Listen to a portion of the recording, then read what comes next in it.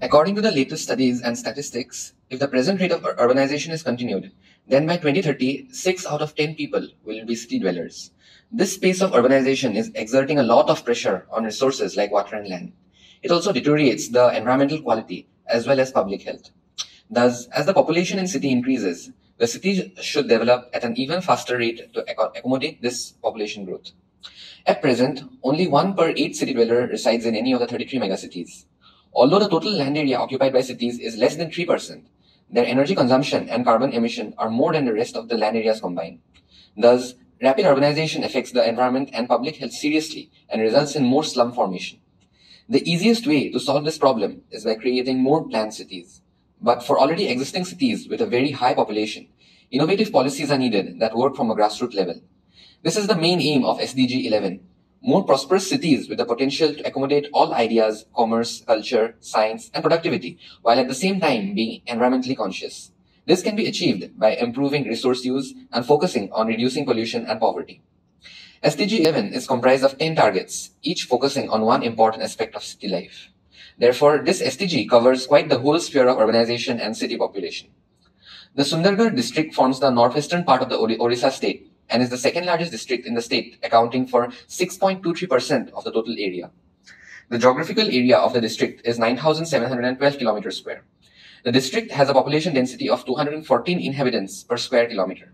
Its population growth rate over the decade 2001 to 11 was 13.66%. Sundargarh has a sex ratio of 973 females for every 1,000 males and a literacy rate of 73.34%. In 2006, the Ministry of Panchayati Raj named Sundargarh one of the country's 250 most backward districts out of a total of 640. It is one of the 19 districts in Orissa currently receiving funds from the Backward Regions Grant Fund Program, BRGF. The number of people living in cities will continue to rise at a rapid rate. Urbanization, or the demographic change from rural to urban, is linked to developments in the economy from agriculture to mass manufacturing, technology, and services. The 10 that address the political, economic, social, and cultural components of the wider aim. One goal is to strengthen national and regional development planning in order to support positive economic, social, and environmental links between urban, peri-urban, and rural areas. Another goal is to ensure that everyone has access to adequate, safe, and affordable housing and basic services by 2030, as well as to upgrade slums. So, we have focused on 3 innovative ideas that are Ekhaya, Cycle Chick, and Photogrammetry. Besides, we have discussed various suggestions by which the existing schemes can be modified. Let's start with our first target, 11.1, which states, by 2030, ensure access for all to adequate, safe, and affordable housing and basic services and upgrade slum. Slums are defined by the UN as having inadequate access to water, sanitation, and infrastructure, as well as poor housing structural quality, overcrowding, and insecure residential status. Infrastructure improvements such as roadway networks and access to basic municipal services can help to upgrade slums. 149 countries were creating national-level urban policies as of May 2017. However, there is still work to be done to guarantee that everyone has access to new sustainable systems and services, as well as to make our cities more resilient and ecologically conscious. So what is social housing? It is the housing provided for people on low incomes or in particular needs by government agencies or non-profit organizations. As we can see from the table, 1.86 lakh people living in the slums, which is nearly 9% of the total population. Ekhaya by Johnny Anderton. It is basically a small house having 3 distinct features. The frame is formed by tied sandbags, it is reusable and is taken out after construction and used again. This frame makes the house to be built without any building skills. The walls are really narrow, which implies the houses are space-saving. Also, the walls are insulated and fireproof. The arched roof is really strong, influenced by the curved bridges of Venice. The roof can be used for mounting solar panels that turn the thing into a power station. Also, we can level the roof to grow vegetables or even chicken. This can help to rent the upper part to a trader. This way, the roof makes the house income-generating and hence self-financed. The houses can easily be expanded sideways or upwards. Also, the construction will give job opportunities to many, such as making the frames of doors and windows, recycling the polystyrene foam used in the roof. The minimal capital required for the structures can be acquired from microfinance organizations in terms of microloans. Behind the staircase shown in the picture, we can build dry sanitation system and government can also provide inbuilt stove. Apart from the idea of Ekhaya, incremental designing is also an impressive idea that can be followed. The idea was originally given by Mangaliso Chima to solve the same problem in Africa. The idea is that the houses will be built in a gradual way, such that people can stay in a half-built house and the construction work can continue. This way, the people can be transferred into a faster and effective way. The second target states, by 2030, provide access to safe, affordable, accessible, and sustainable transport systems for all, improving road safety, notably by expanding public transport, with special attention to the needs of those in vulnerable situations, women, children, persons with disabilities, and older persons. Apparently, promoting the use of cycles look like the best solution to achieve the goal, but a district like Sundargarh, which is much more spread out, it's counterintuitive to change the infrastructure and make it compatible for cycling. In the short term, it's not cost-effective at all. Also, the mindset of people is not going to change this fast. For years, the roads have remained as one of the most democratic spaces for people, but now everyone thinks that they are exclusive domain of automobiles. This rapid paradigm shift in perceptions resulted in traffic safety problems, increased pollution, and social exclusion. A decent cycle track, widened sidewalks, a traffic-calm neighborhood, or lowered speed limits are hard to imagine. The best solution is to make separate cycle routes, where people will be comfortable to go the longer distance. There are certain things that we can do to achieve this. Desire lanes.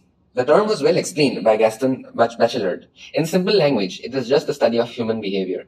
We can conduct a survey on a small locality and analyze traffic pattern for cyclists. According to the utility and effectiveness in that area, we can expand the idea to the whole district and use the data to build our routes accordingly. This is Halifax. The green lines are the original pathway meant for public. The red ones show the actual path used by people during morning rush hour.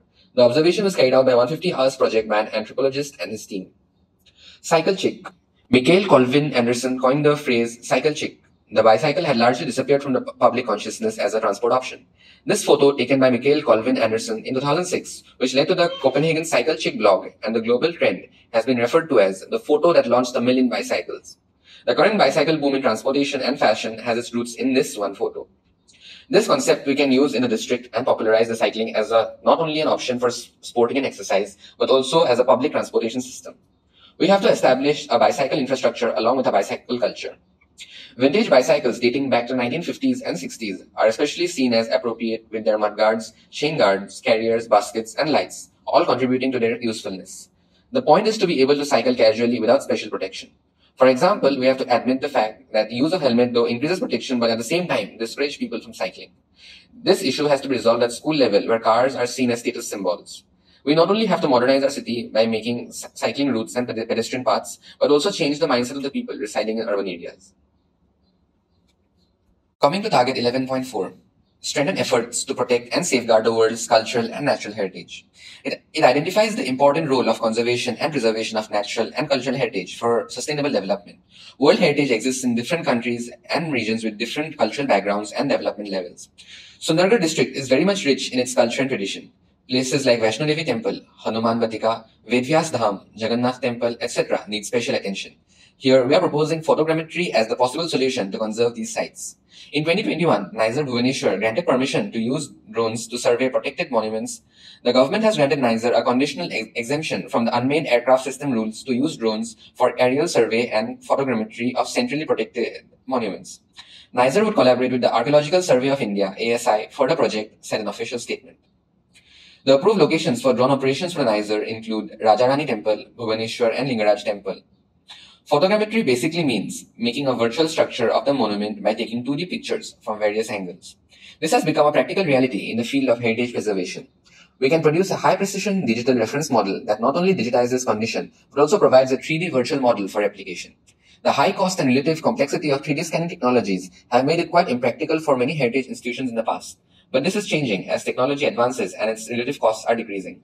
The scanning will help us in documentation and analysis process of a particular heritage.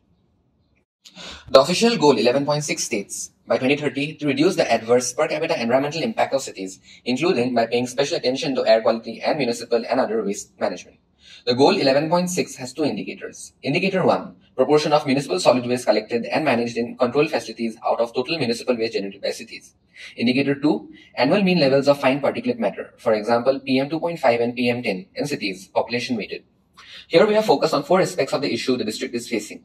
Percentage of wastewater flows treated and reused.